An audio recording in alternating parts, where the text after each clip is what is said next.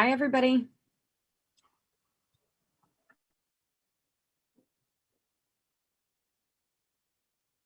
Let's give it a couple more minutes and then we'll get started.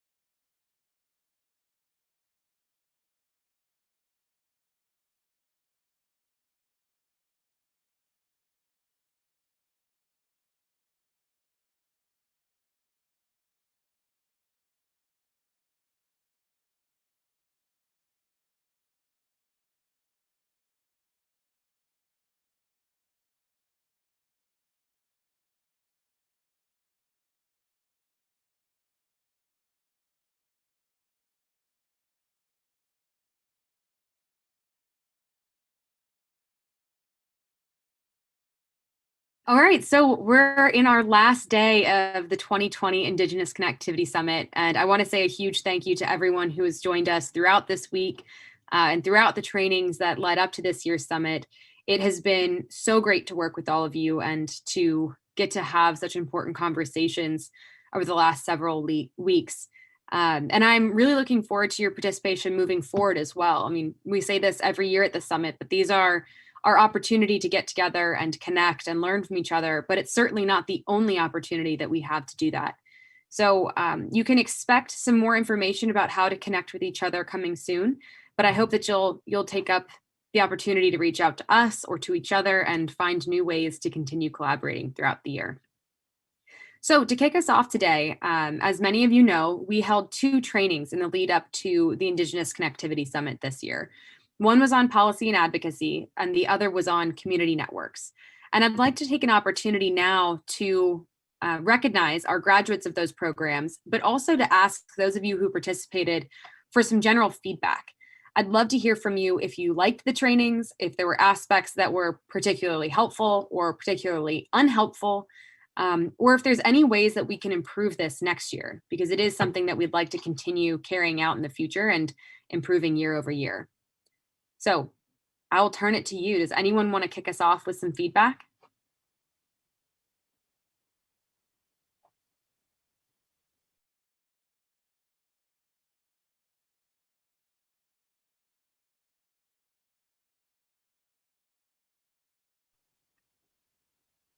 Okay. I know I'm catching you all at different times of sleep and eating, so I'll also send out a survey to capture any feedback you might have. To Sally's point in the chat, though, I completely agree. I would love to get more young people involved. One tricky thing is that we don't know the age range of the people that participated this year. It's not a question that we've asked on the survey in the past, but it might be some material or some information that we ask for in the future to find out, what is the age range, but also sort of the place in life that people are joining us from. And as we've talked about throughout the summit, it'd be great to have more tailored youth engagement in other ways moving forward as well. And I think that Alex, who I don't know if he's on the call or not.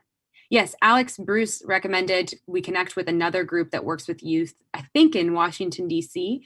It's an LGBTQ group that I'm really hoping we can work with moving forward as well. They seem very, very cool. And I know a couple other people had connections to youth, Indigenous youth groups as well that would be great to connect with. So if you are one of the people that knows how we can reach youth and young people or early career, please let us know. We would love to make those connections and see if we can get involved in additional ways. Okay, so youth, we're taking that to heart. Is there anything else, any other feedback or recommendations for us?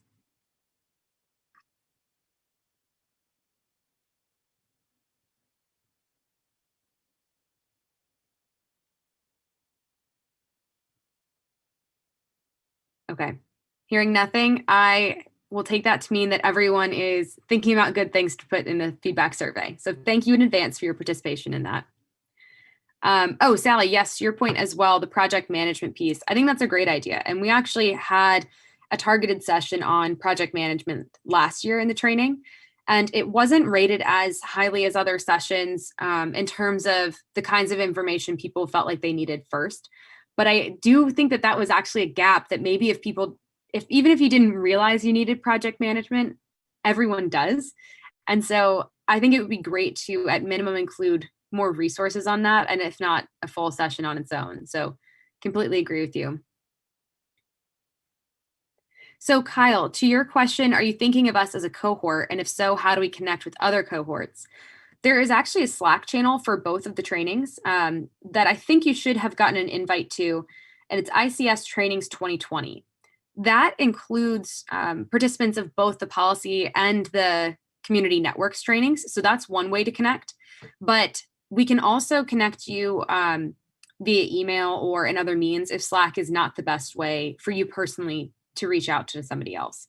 We really want to make sure that the communication tools that we're using are helpful. And we've tried a variety of things in the past. Last year, we tried an email listserv, but then heard from participants that they didn't really like the listserv, which is why we're trying Slack this year. But maybe it's a WhatsApp group, maybe it's Facebook, maybe it's a LinkedIn group. And we're really flexible. So let us know what works for you. Okay, any other feedback?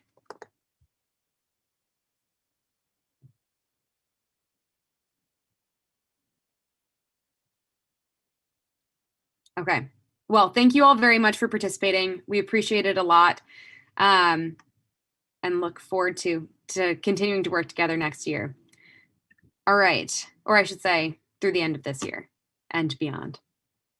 Okay, with that, I am going to go ahead and I'm so excited to now announce all of the graduates of each of our training programs. I want to recognize you individually as well as a group, because this group this year was really special in that there was a high level of engagement, a high level of interaction among the participants. And also we've recognized that the participants from last year brought a lot of our graduates this year into the trainings and on board. And so that's a really exciting thing for me to see, that this is growing organically as well as through our promotional efforts. And so I hope that you enjoyed this and that you learned something. I hope that you'll share the recordings with your community, and I hope you'll reach out to the Internet Society, to our speakers, and to each other moving forward to continue working together. And with that, I'm going to share my screen. Let me know, can you see the right thing? Yes. I can't. Okay, thanks. Yes. All right, excellent. So we'll start with our policy and advocacy training graduates. First, to Adi Linden. Oh, and I should say, I apologize if I mispronounce your name. Please feel free to correct me.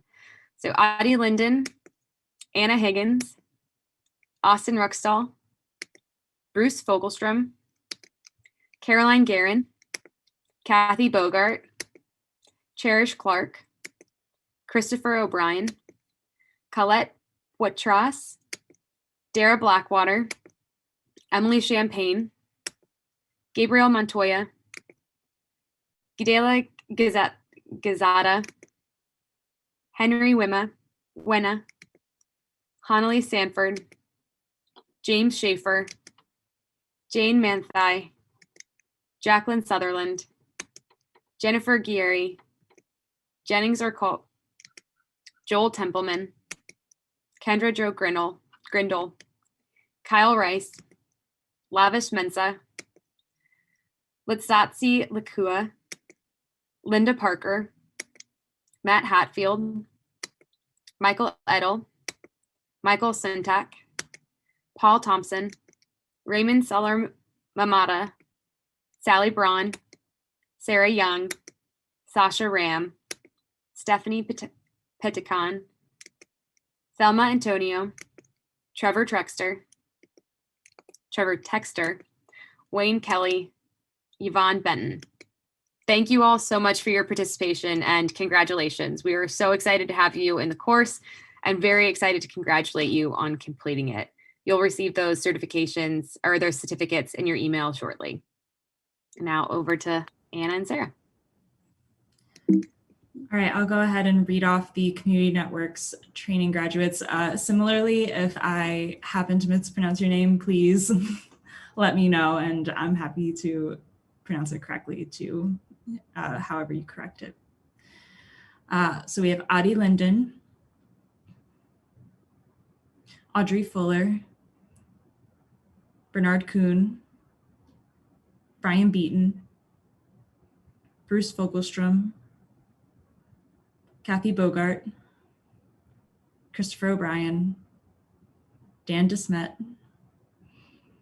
Dan McCambridge, Edyal Casaperalta, Emmanuel Ano, Erin Knight, Gabriel Montoya, Gadiela Quesada, Hanali Sanford, Jane Manthey, Jennings Orcutt, Jim Schaefer, Joel Templeman, Kyle Chartrand, Kyle Napier, Lavish Mawena Mensah, Letsatsi Lakua, Linda Parker, Maria Alvarez Malvito, Michael Edel, Michael Lithgow, Michael Swanchuk, Paul Thompson, Ravipudi Srinivasa Rao, Rick Grant, Sally Braun, Sarah Young, Sasha Ram, Thelma Antonio, Trevor Texter, Wayne Kelly. And I believe that's it. So thank you all for participating and for engaging in all of the content. It's been really fantastic having you all here. And we have PDF versions of those certificates. We're going to email you, I'd say, Katie, like within the next week. So keep a lookout in your inboxes for your certificates. Congratulations, everybody. We're so excited for you. All right, so to complete our conversation and discussion around policy and advocacy and trainings, we have one last conversation to have, and that is about the 2020 Indigenous Connectivity Summit policy recommendations. And for those of you that were here yesterday, we had a long conversation about this, and I've gone through the document and made notes and edits in accordance with that conversation. And you should have received a copy of this either last night or this morning from Kelly Elkins. So what I'm going to do now is share my screen one more time. I ask that you please pull up your own copy of the policy recommendations, though, because I might not be scrolling at the speed that is most comfortable to you. And we will walk through this one final time to make sure that these policy recommendations accurately reflect your ideas and your feedback before taking a vote to accept these policy recommendations as the official policy recommendations of this year's Indigenous Connectivity Summit. So,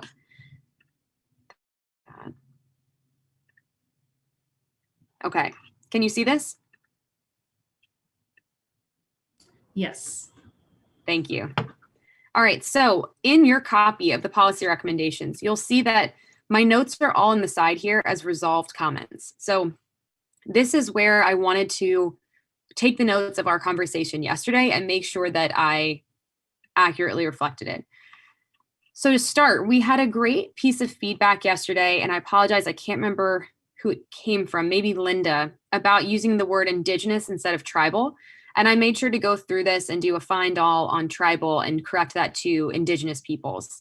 The word tribal was being used for the tribal policy window for Spectrum, which is a part of a set program in the United States, but I really appreciated the feedback to make this wider so that it was applicable in both the United States and Canada. Secondly, we talked about the Truth and Reconciliation Commission in Canada and their 94 calls to action, as well as the United Nations Declaration on the Rights of Indigenous Peoples. And the United Nations Declaration on the Rights of Indigenous Peoples were included as a recommendation for governments to uphold that. But we wanted instead to really set the scene here and start off by talking about how important those two things are, especially given that Canada's Truth and Reconciliation Committee's actions include having the federal, provincial, and territorial governments adopt and implement those recommendations. So I've made that change here. It's the very beginning of the document. So hopefully that addresses the concerns we heard earlier.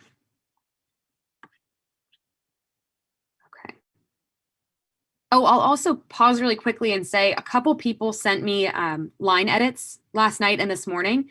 I really appreciate you taking the time to do that. It was hugely helpful to get your thoughts, especially around some of the specific words that I've used. I recognize that, you know, my background is from DC and in politics, and sometimes the words that I'm using are not representative of the conversations we have here. And it's great to get that feedback. Oh, thank you, Sally. 93, not 94 recommendations or calls to action. Okay, so next up, we had a comment that there should be a tribal broadband fund. and a centralized database to help communities understand what they're eligible for and how to apply. There's also a comment about having an Indigenous liaison, having full-time employment to help communities navigate funding. But there is also an important aspect of this that should be a paid position, that it should be salaried, not just a voluntary position. And so that should all be represented here. Linda suggested making the salaried basis a full separate recommendation, which I like a lot. And so salaried is here.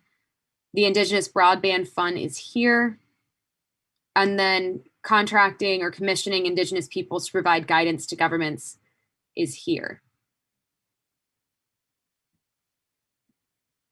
Okay. There was also a comment about respecting community protocols, standards, and local governments, in addition to expectations around safety and cultural training.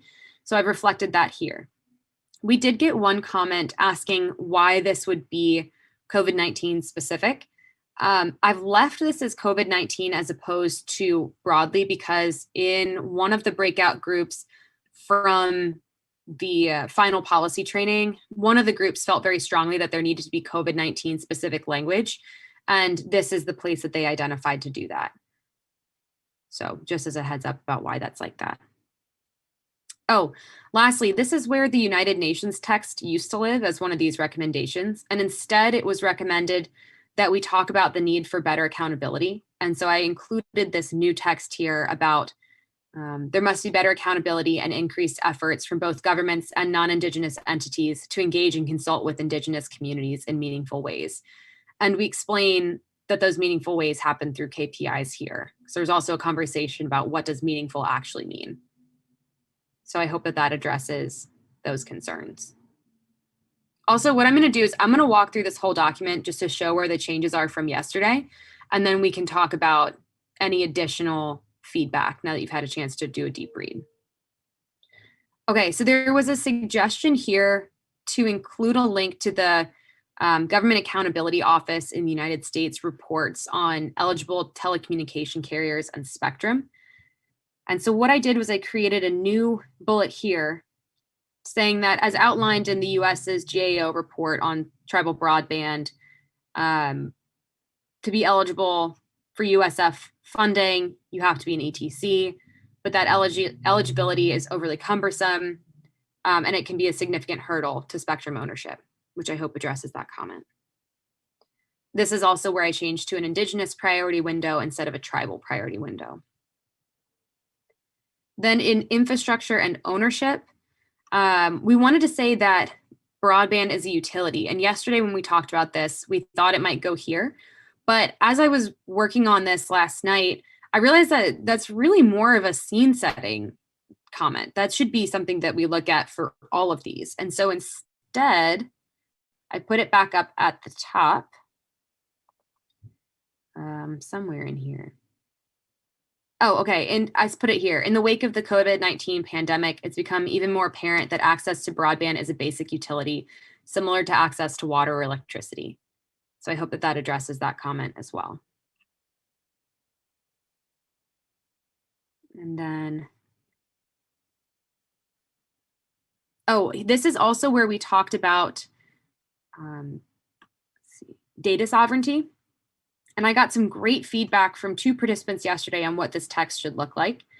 And so I've included that here and said Indigenous data sovereignty must be upheld. And as the Native Nations Institute on Data, Native Nations Institute on Data writes, Indigenous data sovereignty is the right of a nation to govern the collection, ownership, and application of its own data. It derives from a tribe's inherent right to govern their people, lands, and resources.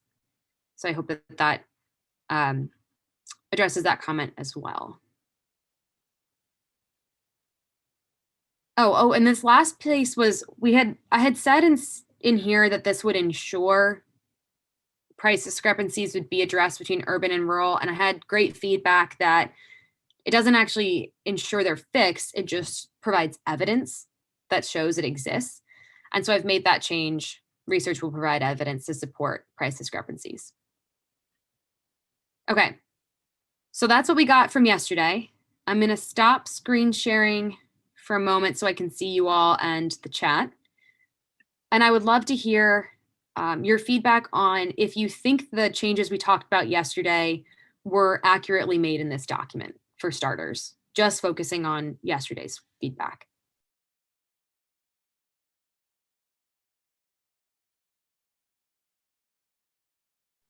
Even nods or head shakes would be helpful on this one, just so I know if I'm on the right track. Okay, I see a couple of nods. Thank you all, appreciate it. Thanks, Alex, very much. Thanks, Anna, for the thumbs up too. Okay, so if we're good to go with feedback, thanks, Sasha, from yesterday, does anyone have any additional feedback or areas where they need a point of clarity? Excuse me, I've got my dog trotting in. Does anyone have any additional feedback that we didn't cover yesterday?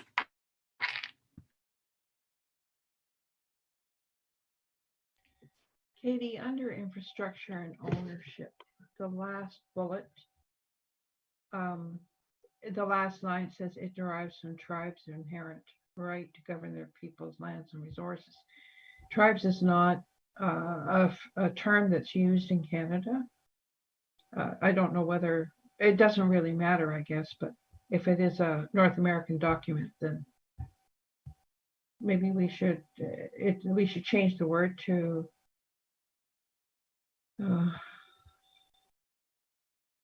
derives from. It derives from an Indigenous inherent right to govern their people's lands and resources, or something like that. Sure. We don't use the word tribes here. Sure thing. So I pulled this directly from a quote from that document, but what I'll do is I'll share my screen and show you. I will bracket it like this and say Indigenous peoples. Or actually, sorry, Alex, I just saw your comment in the chat too. I'll say Indigenous communities. Okay.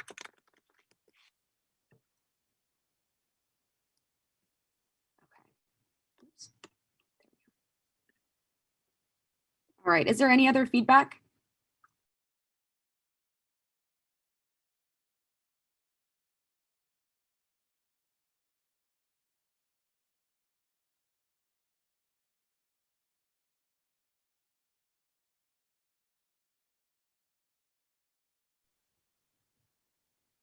Okay.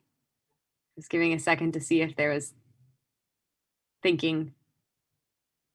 So Katie, we're saying that the internet is a utility, but I guess we and then under affordability, we're looking at pricing.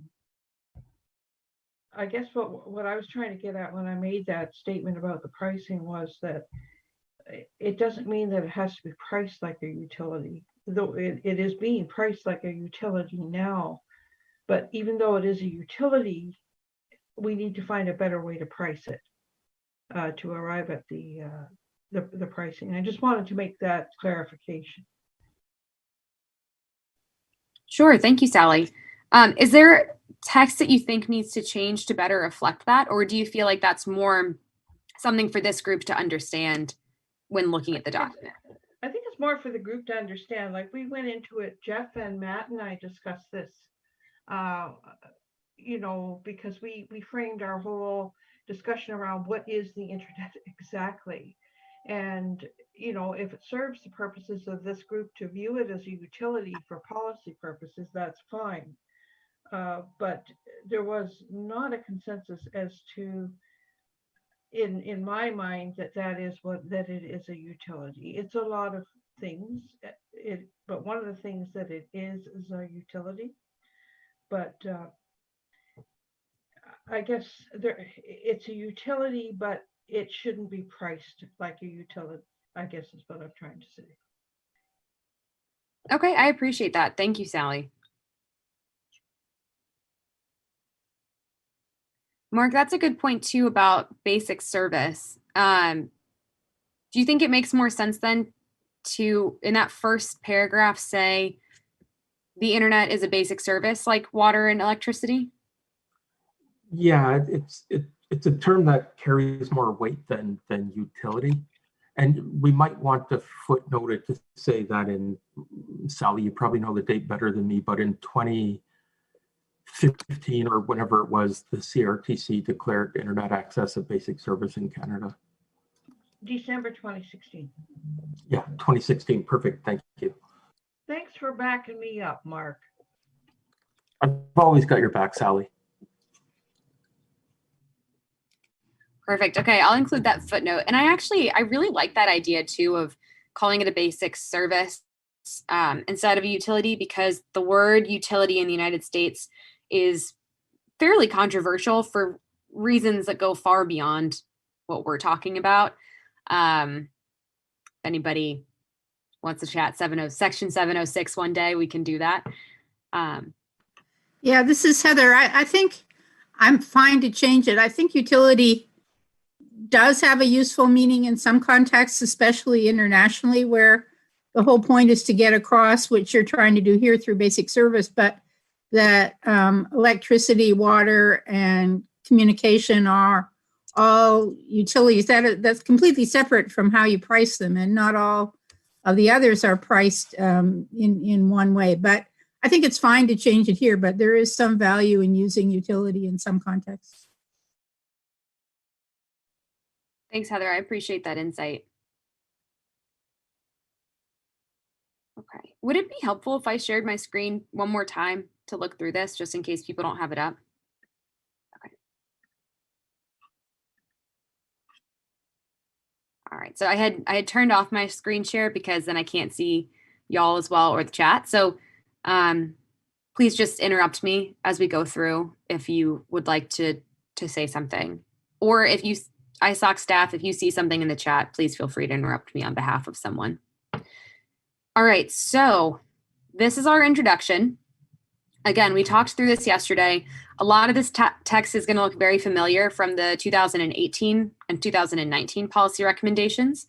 The setup about why this is important and who was creating this document is very similar, with the addition of Canadian Trust's Truth and Reconciliation Committee and the UN Declaration. The other important thing to note is this section here. Whereas in the past, these policy recommendations served as standalone documents, this year's document should be read in tandem with the others.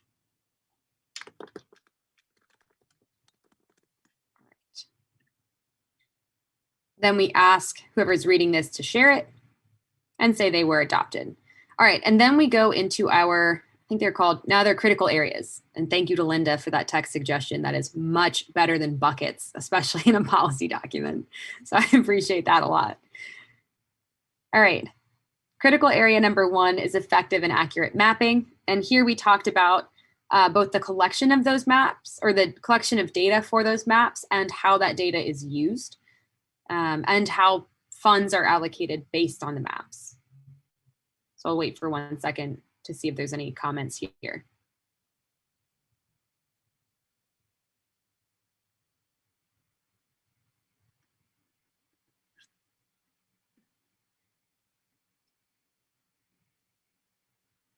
Okay.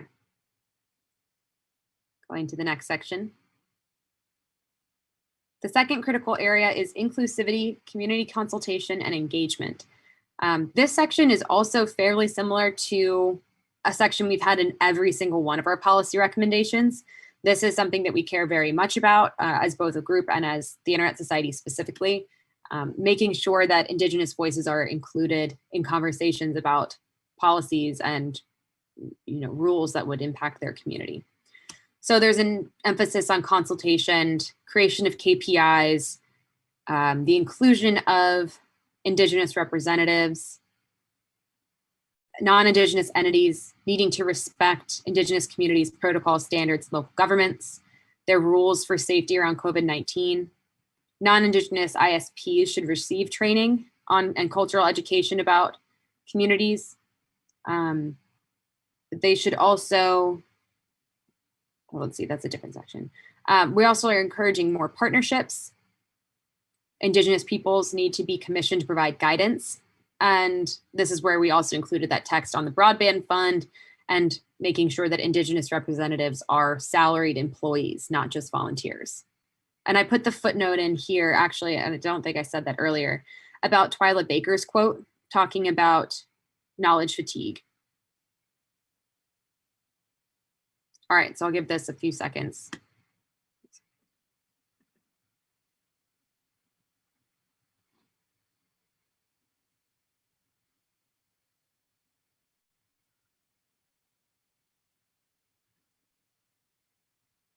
Okay, going to the next section, capacity building in Indigenous communities.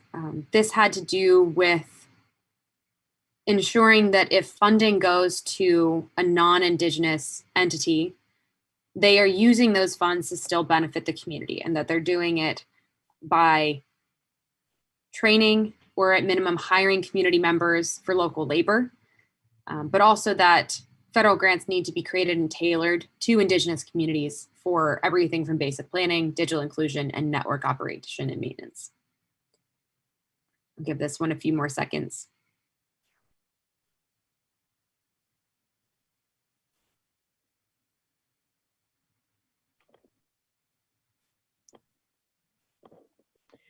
Katie, is this document going to be used by people that are in positions of power to make policy? I certainly hope so. Well, I'm just wondering, should we not give an example of what community engagement looks like? Like Brian Beaton did an excellent, provides an excellent description of what that is exactly. And I'm just wondering if maybe it could be included or referenced as a footnote. Sure, I'm happy to include that. Do you mind dropping a link in the chat and I'll make a note to myself to put language in around the footnote?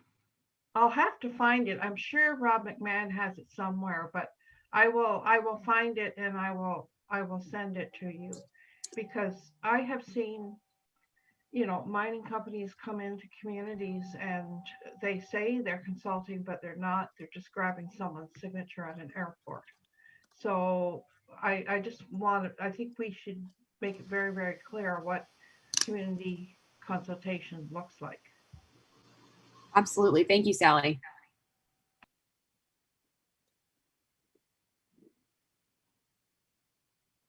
Okay, so then I'll go into the spectrum rights and sovereignty section. This is where we talk about spectrum like water being a critical natural resource, and Indigenous communities should have first rights to the spectrum on their own lands, call for an Indigenous priority window. Again, Indigenous communities should have first access, but also the first right of refusal to spectrum on their lands. Unused spectrum should be reallocated for Indigenous use. ISPs who acquire spectrum over an Indigenous community but don't use it should have to give it back. And then we mention, as outlined in the US GAO report, the eligibility to become an eligible telecommunication carrier should be streamlined for Indigenous communities. I'll give this a second for feedback as well.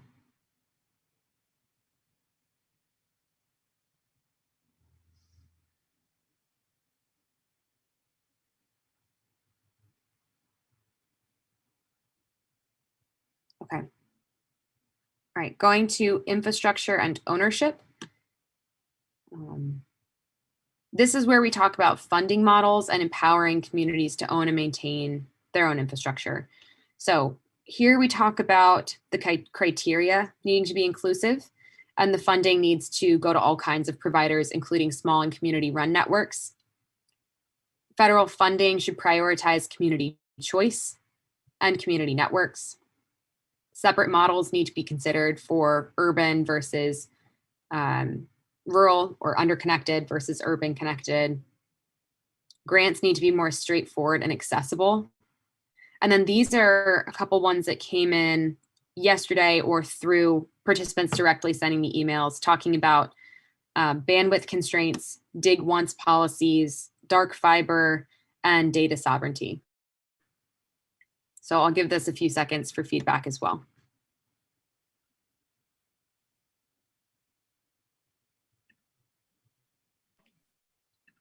And while I'm doing that, Heather, Yeah. Okay, sorry, Katie, it's probably too late to mention this, but these models or these 50 down and 10 up, we're actually beginning to talk in the industry about synchronicity. It should be, but maybe that's something that we can discuss or include in next year's document, is that the whole idea that it should actually be 50 down, 50 up.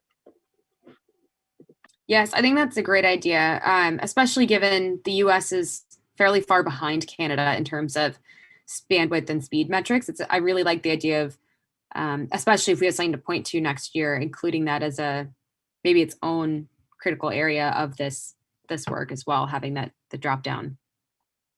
Heather, I also just saw your comment in the chat talking about including specific recommendations on consultation from one of your filings. If you have a filing you'd like to send me, I'd be happy to either pull text from that or include it as a footnote.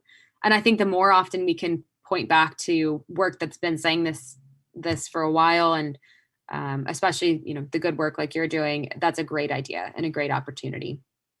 So please do send that to me. Okay. Okay, yeah, definitely. It was in a CRTC filing about the criteria for the broadband fund. So either Rob or I should be able to find it. And the point was to make it, rather than there should be consultation and some pretty bizarre examples the commission gave, to be much more specific, but concise, shall we say. Absolutely. Thank you so much. Yeah, I look forward to seeing that. And Matt, I just saw your comment in the chat as well. I wasn't in the conversation talking about speed. This is specific text that one of the participants of a breakout sent me. This bullet right here was sent via email. So I'm happy to include something about symmetrical if that's what your group talked about, and if that's something you'd like to include. No, this is just individually coming from me and all of the work that I do in all the different spaces that I touch. With COVID-19 illustrating the fact that we need to be able to do what we're doing right now, and upload speeds being a big component of that, we're looking at, pushing for symmetrical bandwidth opportunities instead of asymmetrical bandwidth opportunities. And we know that puts the legacy systems at risk because they can't support the upstream.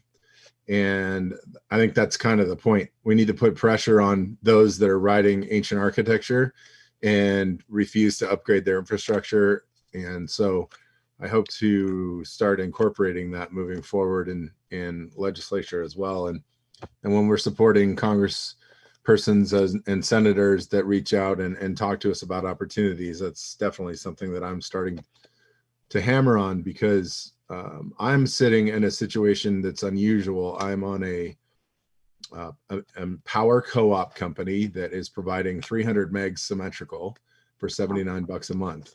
A year and a half ago, we had zero internet, and I had no internet at my house for 11 years. So the difference between, being on that type of a system and then being on a system that is even 25.3, which is the US standard, COVID has described every bit that's wrong in that thought process. So we're pushing moving forward to be symmetrical. Totally understand and appreciate that. I think that's a good idea. And I just put in another line here. It says, to ensure communities achieve connectivity, we need to reevaluate the current systems. So I put policymakers and service providers should prioritize symmetrical bandwidth offerings. Yeah, that's a good start. Cool. Yeah, I think that's good too. There were certainly examples in Canada of requests for symmetrical bandwidth for telemedicine and other services by COVID during the pandemic, or still during the pandemic. So I think that's worth it. It's just not for gamers, which some commissioners seem to think. Yeah, that's true. That's an industry. I agree with Matthew, is it? But Matt, can you I'm interested, where did that moratorium come from? Do you have a brief history of that? What is? you're saying that we should lift it and open it up? So the moratorium is an ISED Canadian artifact, Uh-huh. and it's pretty much there to allow ISED to just relicense and move the 600 meg auction Oh, okay. participants to a different spectrum. Okay, thank you.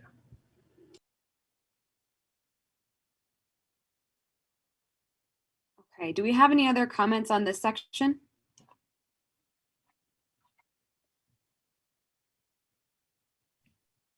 Hi, Katie, it's Sally. I guess I was wrong. It is 94 calls to action in the Truth and Reconciliation Commission, not 93. Okay, thank you, Sally. I'll make that change too. Appreciate y'all keeping me on my toes and keeping me honest on that one. Alrighty. Going on to our final section on affordability. Oh, okay. So this is where we're saying, oh, actually, one important thing as well that is throughout this doc, not just here.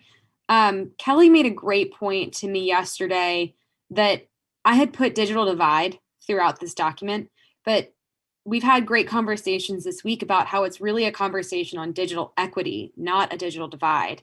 So I made that change as well, and want to say thank you to those of you who raised that point throughout the week, and to Kelly for reminding me that last night.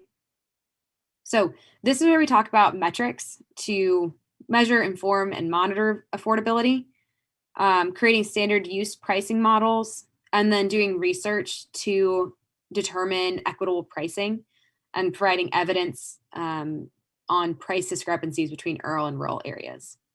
So I'll pause for a second here as well for any feedback.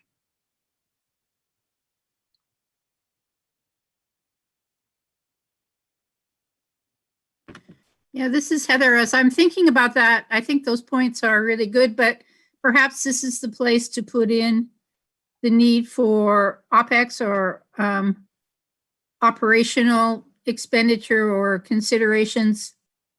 That's what the universal service funds in some of them do in the US, that provide ongoing support for providers for schools and libraries and healthcare and high cost users. In some cases, there's nothing like that in Canada, but I'm not sure how to word that, but perhaps the funding should,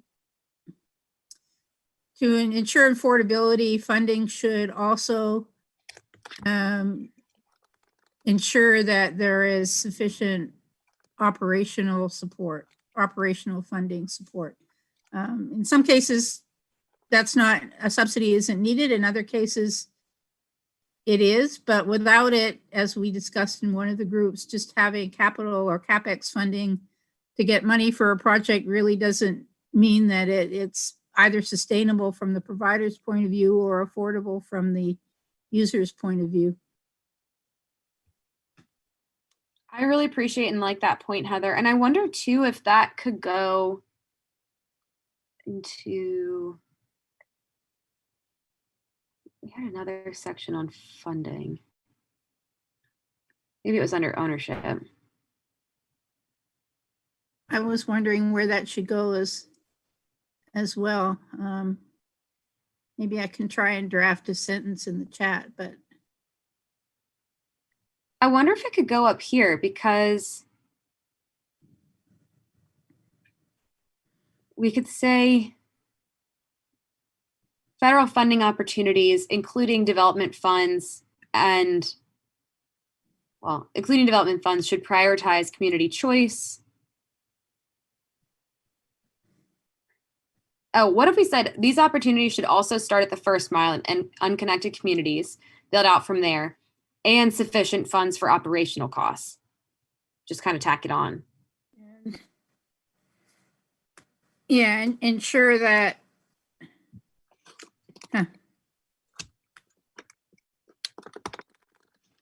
there's sufficient funding for operational costs. I mean, I don't necessarily think that there has to be a subsidy everywhere, but without some consideration of the real cost to provide service, what ends up happening is what I described. Either some providers won't bother to even apply because they've told me some in Alaska, what's the point? Get the money to build the thing, but we can't afford to operate it. Or they can't afford to price it at a point that makes it affordable. And Sally has given some good examples before of that. Thank you, Heather. And I also saw that, what's it? John put a question or put a comment in the chat about ensuring sustainability. So I've edited it to, whoops, this bit. These opportunities should also start at the first mile in unconnected communities and ensure sustainability by including support for operational expenses. Does that address your feedback?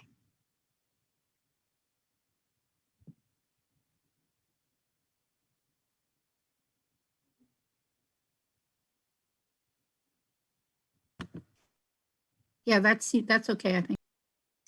Awesome. Okay, thank you. All right, so that is the end of our document then. I really appreciate everyone's help in getting this over the finish line. I'm very excited about where this is right now.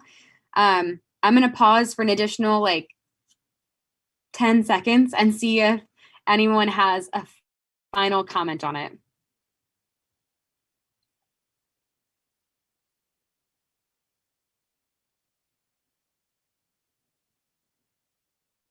All right, drum roll, please. I think we're in agreement then. All right, so now we need to officially approve these as an Indigenous Connectivity Summit group. And so what I will do is, if you're looking at your Zoom screen, I think several of you have found this already. There is, on the bottom row, you've got mute, stop, security, etc. On the far right side, there's a button that says reactions. Can you give me a little like wave or anything if you see the reactions button? Okay, nice. Yes, Sasha, you definitely have it down. All right, so what I'm going to do is I'm going to ask you all if you agree with these policy recommendations, if you are in favor of accepting them for this year's summit, please put a reaction of any kind at this time.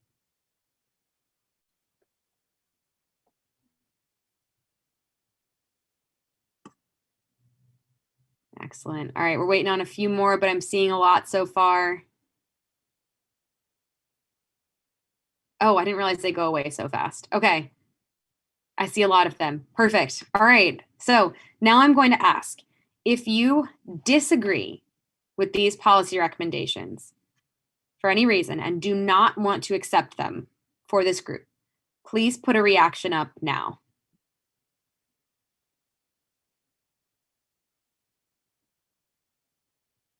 Okay, I don't see any reactions. This is great. All right, thank you all so much. I am so excited about this document.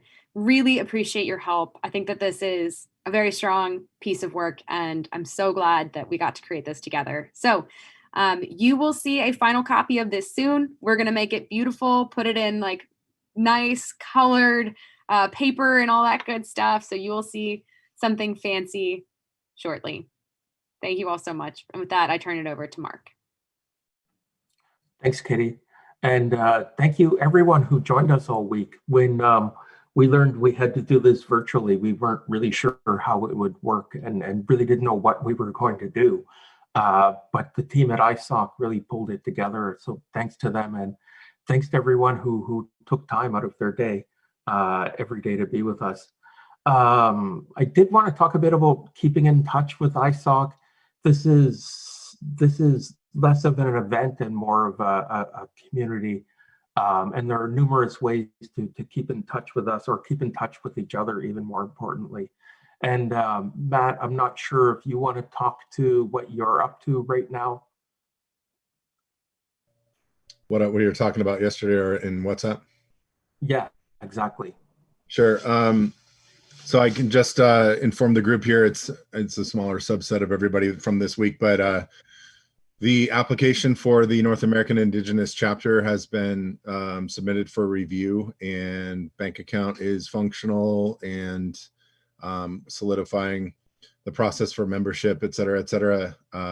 More to come, and we'll use ISOC to be able to promote to the Indigenous Connectivity Summit list to let you know when to when you can be able to apply to that, and what we're looking at for like a kickoff event and stuff like that. So we announced it in Waimanalo, and it has finally happened. COVID put a little bit of, of a parachute behind us and slowed us down. And we went through an interesting legal discussion and worked with ISOC's lawyers to identify that this will live under a tribal Section 17 corporation instead of a 501c3, which gives it an actual tribal mechanism and tribal sovereignty scenario. So thank you, ISOC, for working with us on that sort of structure and tying it to a mechanism that tribes understand much better than a 501c3, which is a non-tribal specific not-for-profit. So thank you there. Brilliant. Thanks, Matt. So more to come on that soon. Coming out of this year's event, we will have a report. As Katie said, we'll have some policy recommendations published. You'll receive all of that. We're going to be editing the videos and pulling them together and posting them online for you to see. And looking forward to next year. I hope we can do this in person. The Indigenous Connectivity Summit has been the highlight of my year for the now 4 years. Geez, Matt, this is the longest we've gone without seeing each other in person. I know what's going on. I'm broken. I don't know what to do. Easy. And yeah, with that, I think thank you very much to everyone. We're going to keep this room open for a while in case people want to hang around and chat and talk. The nearest thing we could think of to, an post-event reception, but if you have a bottle of wine, crack it open, and thank you so much. Anyone on the ISOC team have anything to add?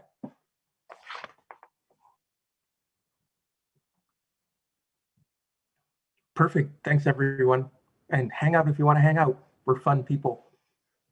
So, hey, I'm not on the ISOC team, but I'm kind of ISOC family by adoption. So I just wanted to say thanks to everybody that organized this.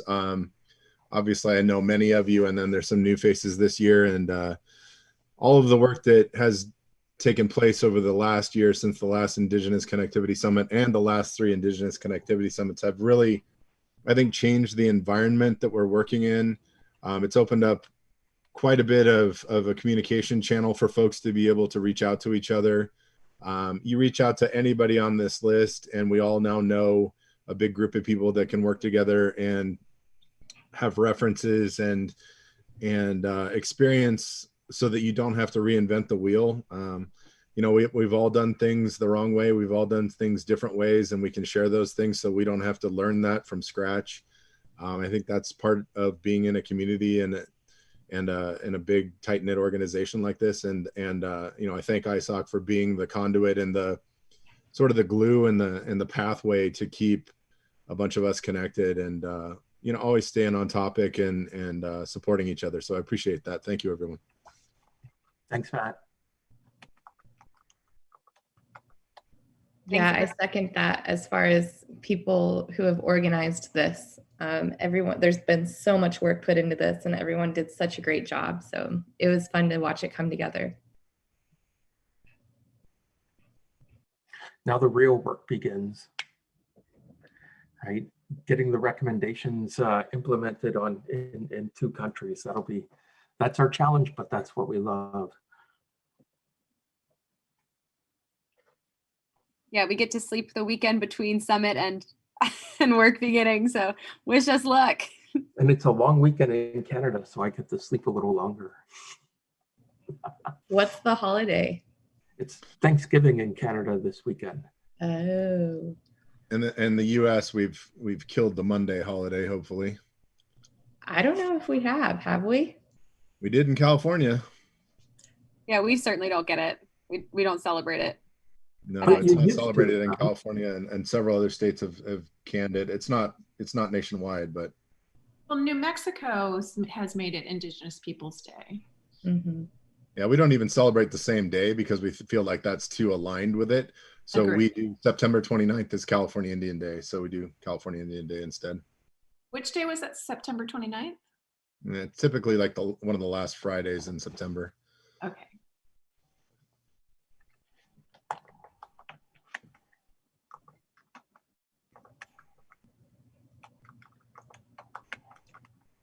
Some of my hiking buddies were telling me that the National Park Service, the rangers took off a day last week because they don't want to be seen taking Columbus Day off.